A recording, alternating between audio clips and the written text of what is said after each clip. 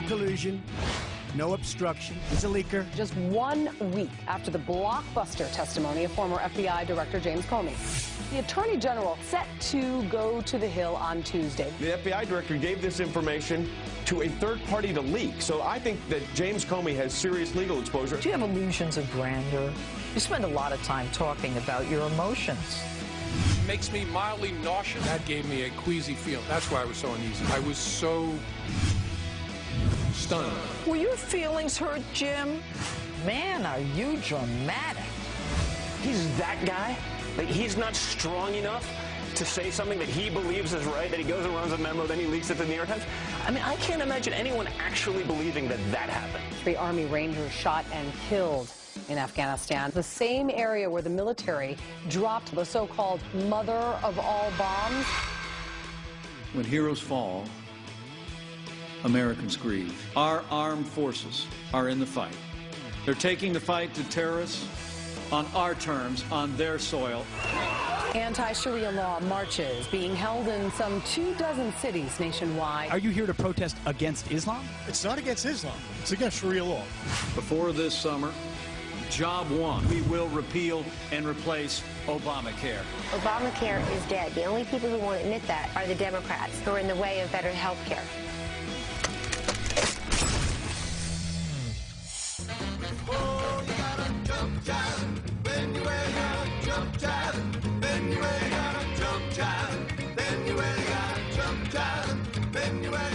Clayton's jump jiving over here. I am. I think the coffee's jumping in.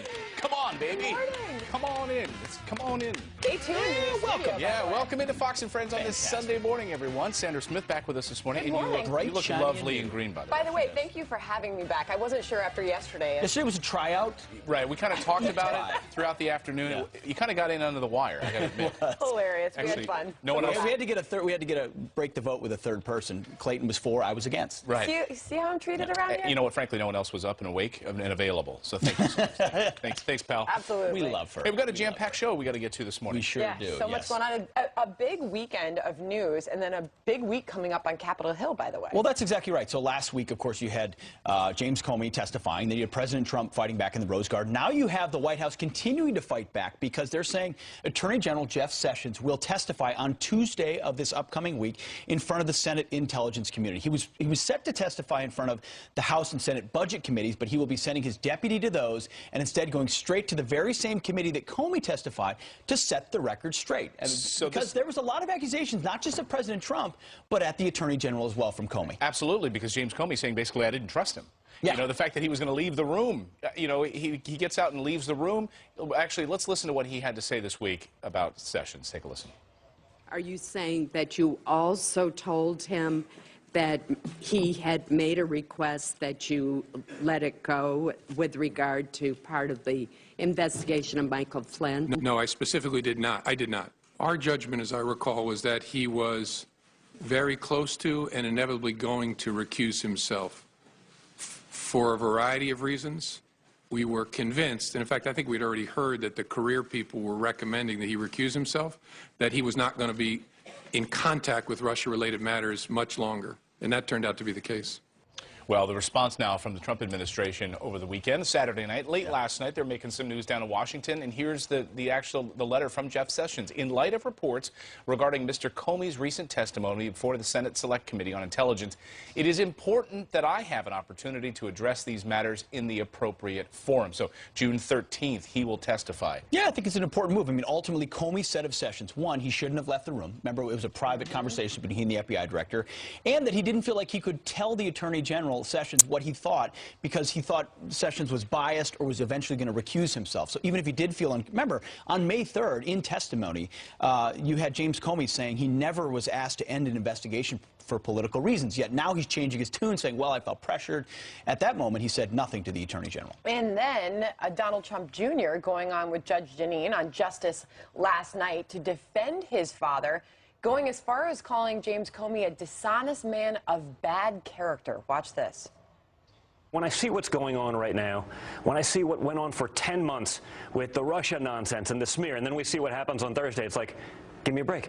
I mean, they're literally spent 10 months chasing a rabbit down a hole with essentially the sole purpose to try to take down my father. I think it's clear that, you know, everything that went on in the Comey testimony was basically ridiculous. I think he's proven himself to be a liar in all of this. I think he's proven himself to be a dishonest man of bad character. So obviously not holding back there.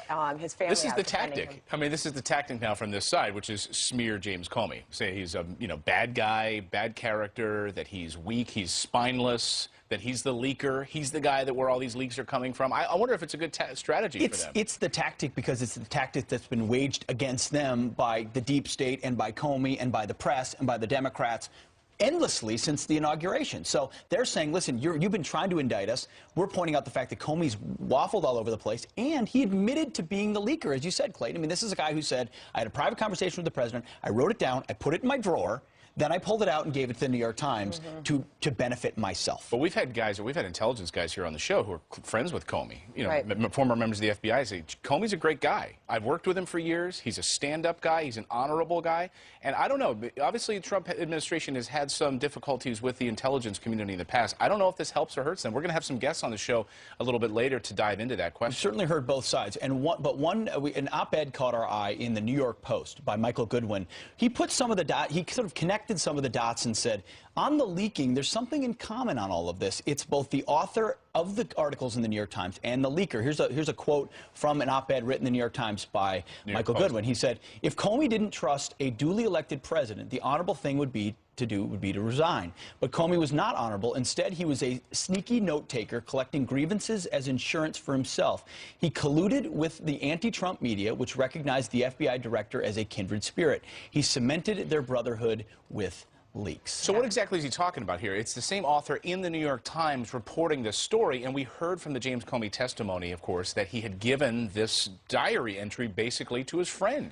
And here are these headlines that wound up in the New York Times from the same author of these articles. On March 5th, Comey asks Justice Department to reject Trump's wiretapping claim. That on May 11th, that other story, in a private dinner, Trump demanded loyalty. Comey demurred.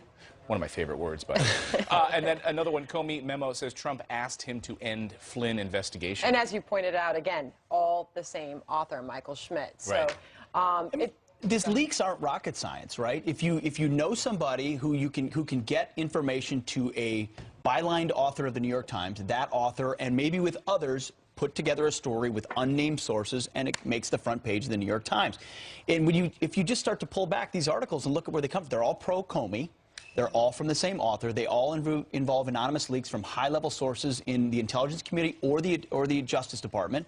I mean, it may turn out that James Comey, as much as people may want to think he's the honorable guy, he was actually king leaker all along, trying to take down a president that he thought was dishonest, that he didn't believe in. That's part of the argument that's being made. So this is going to shape up to be an incredible week, really. You've already heard from his family defending him, and then Jeff Sessions, of course, we'll hear from him later this week.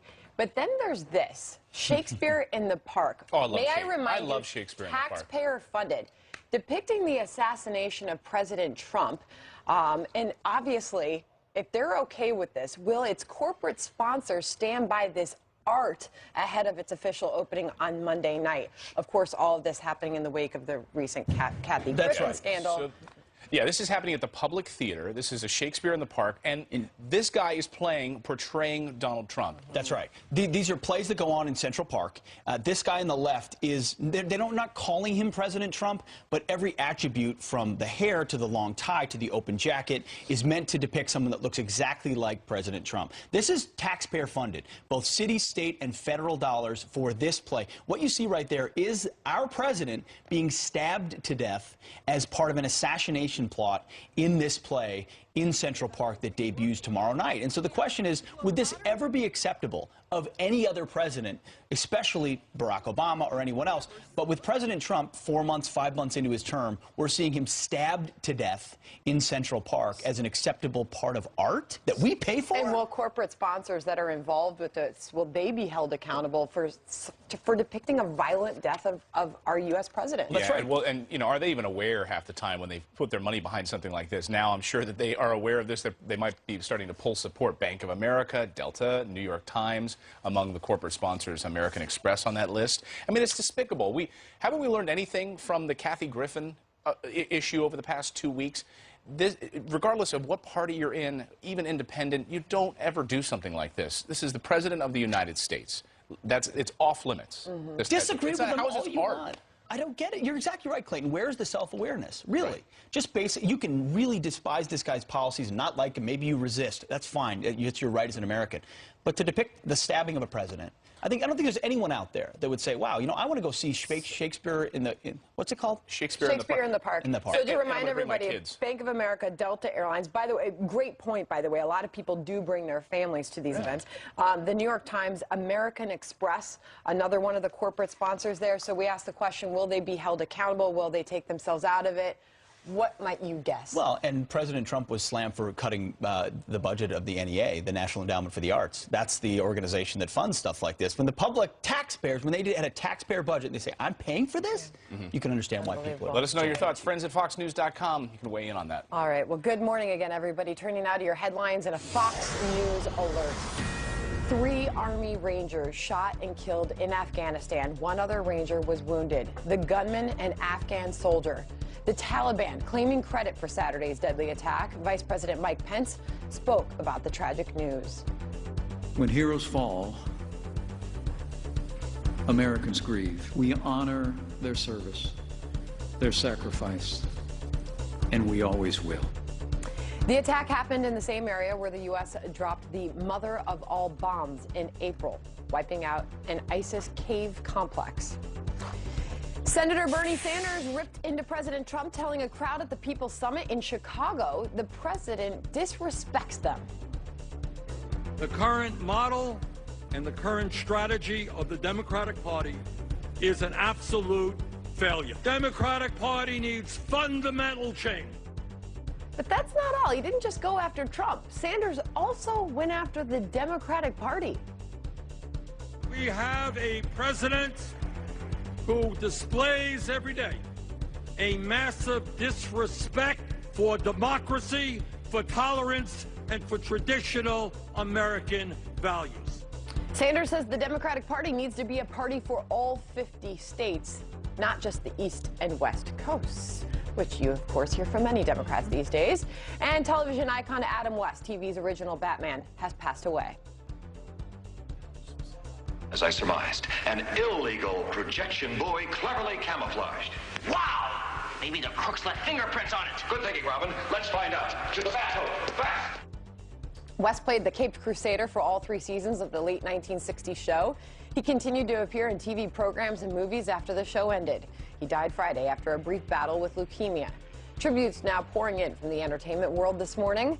Burt Ward, who played Robin alongside Adam West's Batman, says, "This is a terribly unexpected loss of my lifelong friend. I will forever miss him."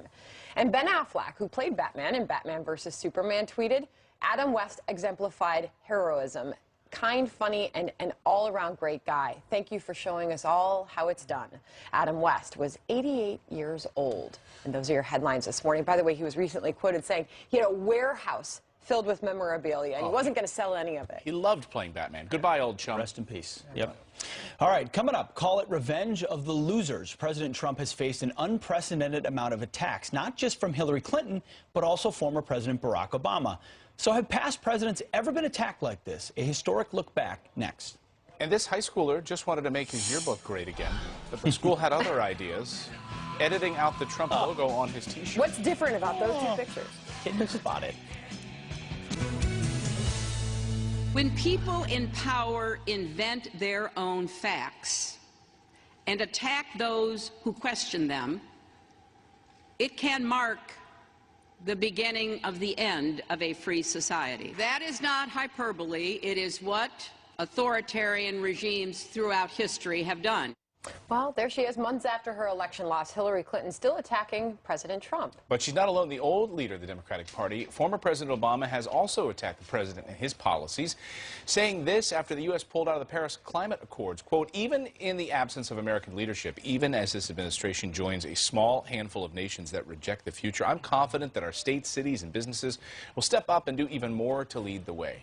There we go. So we ask, how rare is it to have past presidents and opponents attack a new president? For that, let's turn to presidential historian and author Doug Weed. Good morning, Doug. Hey, Doug. Thanks for joining us. Pete, So Clayton, how unprecedented are these attacks? Is this something we've seen before in history? We have seen it before in history, but I'll say this, Pete, usually they're very gracious. You see that picture of George W. Bush hugging Michelle, the former First Lady. That's kind of a metaphor for what it's usually like. But I'll have to say there's this scene in Game of Thrones where in the last presidential debate, they asked Michael Beckloss, the presidential historian, to comment. He says 50 years from now, the only thing historians will remember is Donald Trump refusing to say he would accept the election results. Well. Yeah. Hillary Clinton won, and today she's calling for resistance, her word. And Barack Obama's meeting with heads of state like Angela Merkel and calling for policy reversal. So, boy, how things change. Doug, in modern American history, it doesn't seem like we've seen this. I mean, maybe before we had television, this was a common occurrence. I'm not sure. Take us back in history a little bit, but modern America, George W. Bush, Bill Clinton, I don't remember seeing this. No, there was one moment where Jimmy Carter called George W. Bush the worst president in history. He was trying to pass the baton on as quickly as he could, but we've never really had anything quite like this. And the reversal of policy, the Paris Accord, Barack Obama's a great politician, so he tends to accuse someone of what he himself is accused of. And it was very dictatorial the way the Paris Accord was reached. The Kyoto Protocol, they sent it to the Senate, who voted it down 95 to nothing. This Obama wanted, and he worked with the national media, and they got their way without the people even knowing what it was about. So, Doug, I'll ask you a very obvious question. Do these attacks on the president help or hurt him? I think, Sandra, a very interesting question. In this case, I think it reflects more on Barack Obama and Hillary Clinton than it does on Donald Trump. It's very ungracious. Even as tough a politician as Richard Nixon, when he lost to John Kennedy, he was very gracious. Yeah. So was Al Gore in his loss to George W. Bush. Sure, he was. Two great historical examples, yeah. Thanks, Doug Weed. Thanks for bringing some perspective. Appreciate it. Thank you, guys. Good to see you. You too. All right, coming up, the mainstream media says those massive protests around the country yesterday, they were anti-Islam. But were they? Are you out here protesting against Islam or against Sharia law? Against Sharia law. I have nothing against Islam. I hit the streets to hear from the protesters themselves. That's up next. Gets right in there.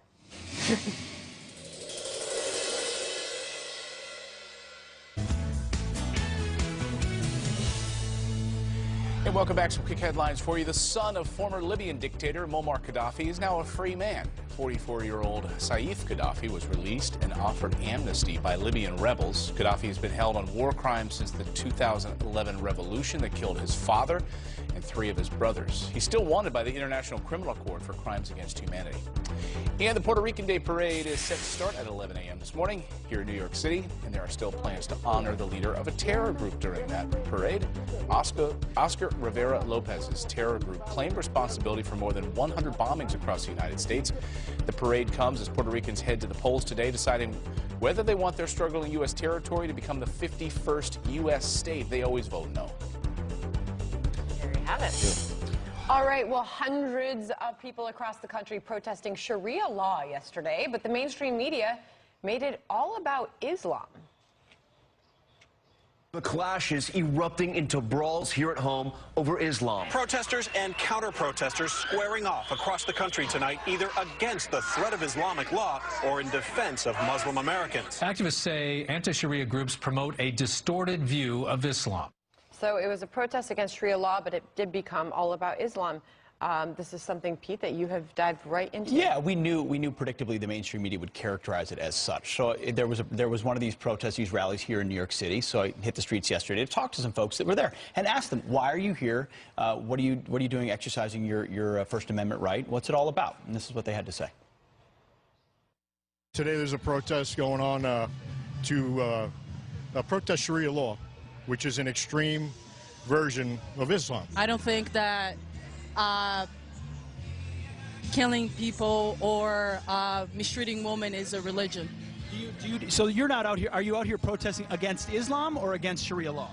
Against Sharia law. I have nothing against Islam. I want to make sure that we're aware of everything that Sharia is, everything extremist Islam stands for, and we're aware of the dangers. Are you here to protest against Islam? It's not against Islam. It's against Sharia law. Every radical Islam comes from their law. I mean, do we have to stop that already? America had to be strong about this. It's not about being against Muslims.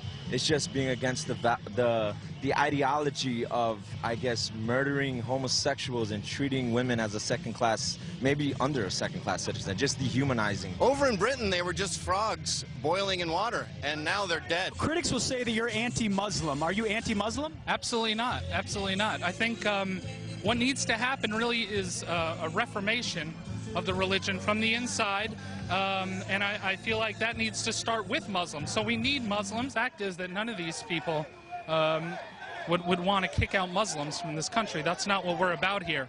At least that's my understanding of America.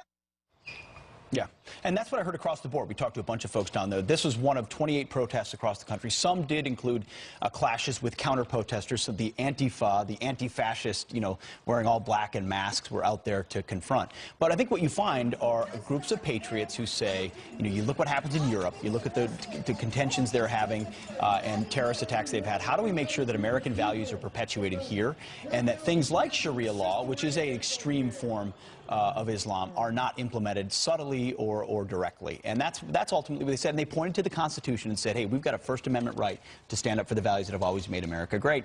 So it was always enjoyable to go out there and Good talk to stuff. folks. And you got right in there and got the story for us. Thank you. Thank you, guys. All right, well, this video is insane. A semi-truck explodes into a fireball in the middle of a highway. Watch that. What caused this fiery wreck is straight ahead. Plus, James Comey says Loretta Lynch ordered him to downplay the Clinton email investigation and call it a matter. What would happen if a Republican attorney general did that? Our panel here to weigh in just ahead.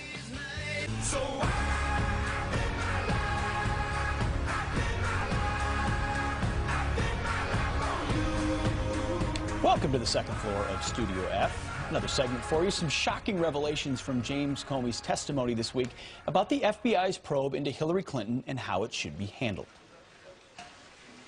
The Attorney General had directed me not to call it an investigation, but instead to call it a matter, which confused me and concerned me.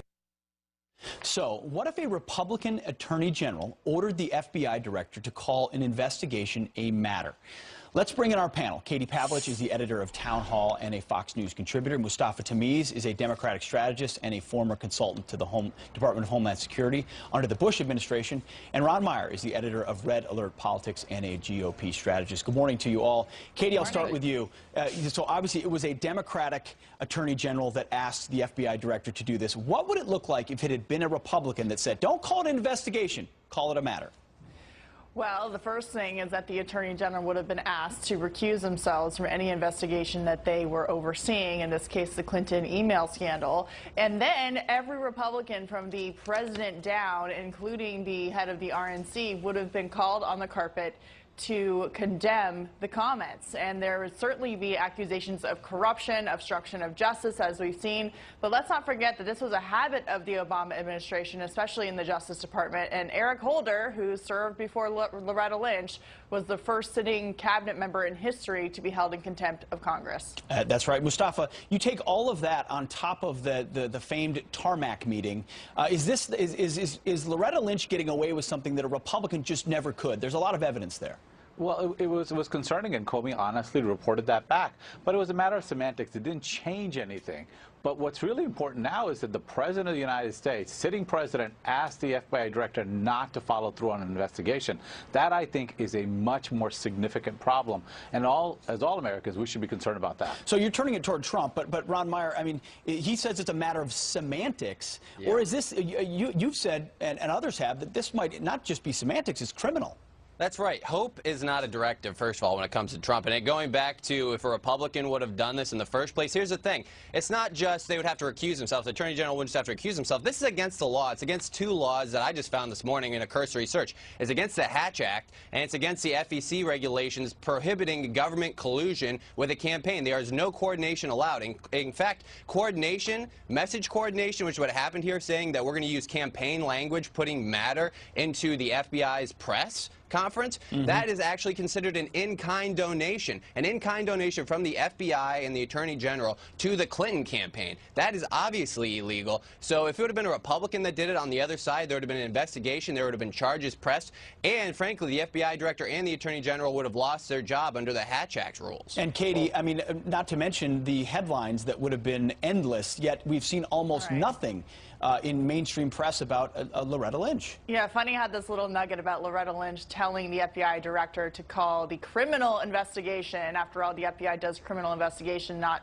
looking into matters, a matter. And I want to just point out that the semantics matter here, because Hillary Clinton's campaign was calling this a, quote, security review. And as James Comey testified last week, he was concerned that the language the Justice Department was using at the directive of Loretta Lynch was far too close to the language being used by the Clinton campaign to kind of try and quell the concerns surrounding the criminal investigation into her mishandling of classified information. So the semantics actually really do matter here when it comes to the Justice Department looking like they were taking a side in the election. Well, unfortunately, we're going to have to leave it there. The timing of TV tells us we have to, but thank you very much, Ali. Mustafa, Ron, we'll get back to you as well. Katie, thank you very much. Pete. Appreciate it. All right, Sandra, over to you. Thank you, Pete. Turning to your headlines this morning, 8 people are hurt after a car slammed into pedestrians outside of an Amsterdam train station. Police say the car was parked in an illegal spot near the central station. As the driver was approached by officers, he sped off, hitting pedestrians before crashing into a concrete wall. 2 of the injured are in serious condition, we are told. Police say this was not an act of terror. And a semi explodes into a ball of fire, black smoke billowing into the air. The tractor trailer struck a barrier and burst into flames north of Tampa, Florida. The driver, critically injured, was airlifted to a trauma center with burns covering 40% of his body. The highway is now open after crews were forced to repave the roadway. Friday's crash is currently under investigation. And this, outrage at a New Jersey high school after President Trump's campaign slogans are removed from students' clothing and yearbook photos. The Make America Great Again motto was completely erased, as you can see, from this t-shirt, while another student's Trump logo on his fleece vest was suddenly gone. Parents are firing back, demanding the yearbook be reprinted. School officials say they have never made any action against any political party. Oh, except for this one. Except for that, until now, I guess. All right, well, a happy occasion indeed. The presidential family celebrating a baby boy. Well, at least the expected arrival of one. Over the weekend, Lara and Eric Trump threw a baby shower with friends and family for the first child expected in September. From balloons to cake, the New York party was full of baby boy-themed decorations. Even our very own Judge Jeanine joined in on the festivities, pictured here with the glowing mom-to-be. And congratulations to that family as they await their baby boy. And those are your headlines. All right, let's get outside to Rick Reichmuth because I think it's going to be like 93 degrees here finally on the East Coast. Good morning, Rick. Finally, as in you're excited? You're ready for it? Yes, now it finally feels like summer because it's been like 50 degrees. I know. Don't worry. It's going to be 50 degrees again by the time we get to the latter part of the week. Thanks, so Rick. it's coming back. But we do have a little bit of summer coming right now and some big-time summer temperatures across the plains. Take a look at the map, show you what's going on. It's already hot. 74 in Minneapolis, 73 in Chicago. Today you're going to be up in the heat is on. Down across parts of Florida, we have a lot of moisture there. Get ready again for some afternoon storms. You know, we had big flooding this week, which is good because we've had so many fires going on. Still a few fires to be put out, so we'll really take any rain we have. Also, some major storms going on this morning across parts of South Dakota, headed in towards Minnesota. That is certainly going to wake you up there, and that will kind of strengthen again later on in the day into some more severe weather around parts of Wisconsin. Here's your temperatures today. You get the idea. It is really hot. 92 and humid in Chicago, 91 in Kansas City. Tomorrow, the heat moves to the east. We're at 94 in New York, 95 in Boston. You get the idea. 96 for Tuesday. So the heat is on finally. It does go away pretty quickly, though, unfortunately, Clayton. Sorry. All right, Spring so will be enjoy back. it while